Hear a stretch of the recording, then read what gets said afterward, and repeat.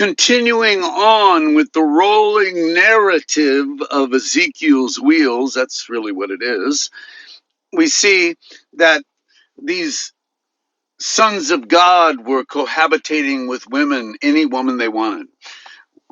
That is, that the seer or the prophet, the language of the prophets, he understands, like remember, honor your mother and father, love your neighbor as yourself. We have some almost incestuous relationships. I don't want to make it like that per se, but it is where they want to keep things in the family, bloodlines. Honor your mother and father. Children are these sons of God taking any woman that they wanted, for instance, as a wife. What we see is the Middle Eastern or the Arabian arranged marriage. The idea of marrying whomever you wanted, that is a Western idea. It almost is as if there is this overarching story. Remember, Moses, they come out of Egypt. Moses is editing the book of Genesis. So there is a story out there. Jethro taught the story of the family of the line of the Messiah to Moses out in the desert. That's when he saw the burning bush, right? So Jethro is telling him this stuff and teaching him this stuff. So there is a story out there about these Nephilim, and what we see, it is the priesthood of Melchizedek. That phrase, that they saw the daughters of men, and they took of in whom they ever they wanted, and they cohabitated with them. That story, that those of you who do not know my Father, those of you who say it is fallen angels somehow able to create, ridiculous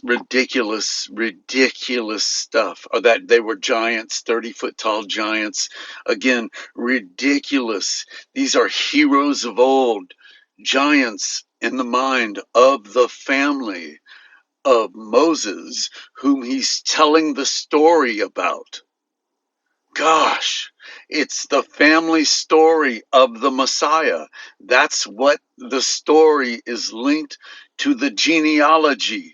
The genealogy is the wheel within wheels, and God's response, and how everyone in this genealogy and God's response to it, even the women, that they are in the spirit of Abraham, Isaac, and Jacob, and God's response to it.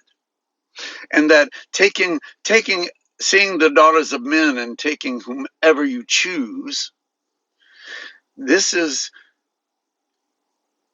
the sin of not honoring your mother and father, because arranged marriages was the issue. And so you say, I don't want to marry that person, Dad. I want to marry her. And he says, but she's not from our family. That's expressed in what he saw when he went to the people that his dad hated, Ishmael's family, his brother, right? So, and his twin, just twins, like the twins. These are the law of two, folks. The law of two. There's two wheels. There's two Enochs, two Lamechs. There is just this turning and this rolling and this divergent moving to different folks and people in the genealogy that we look back on and we see. But as a family, remember, they're nomadic. They are sitting around a fire at night under the stars. They see constellations. They see it like TikTok, right? And that they are linking these shapes to their own family. God is showing them that who he is. It's the stars are his face right there. And they're going through their genealogy. They're using items of the land and in the sky to remind them of their genealogy, connecting the heavens, the sky to the earth. And they're rolling pulling through this, and their genealogy, the stories of the prophets, and the response of God, and men not choosing not going with whom their parents chose for them to marry.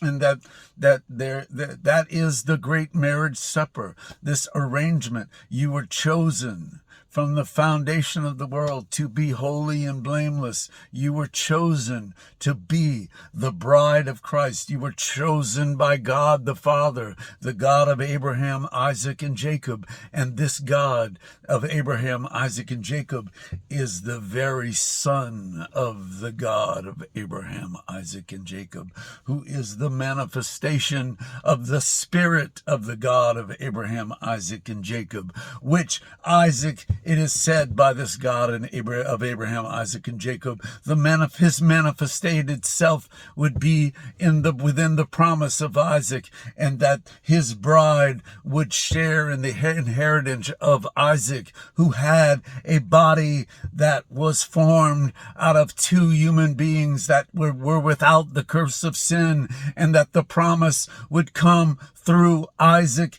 and that this would be revealed. And this is the wheel within wheels, this eternal thing that is happening that can continue on with the seed that is born of two people that are in Christ without the curse of sin, a man and a woman, the two witnesses, the real two witnesses, that they will have a child, and this child will be born without the curse of sin.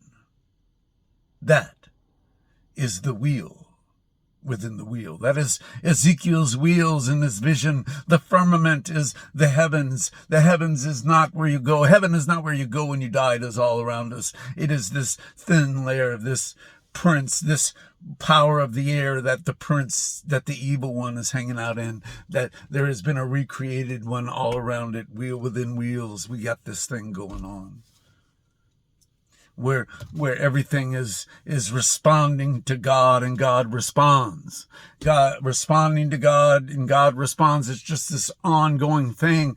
And once you realize that his invisible qualities, his divine attributes have been clearly seen by what is made, you can understand that you are made, and that you're doing something, and he's responding. And that if you do what Abraham, Isaac, and Jacob did, he's going to respond the same way. For the wheel comes around.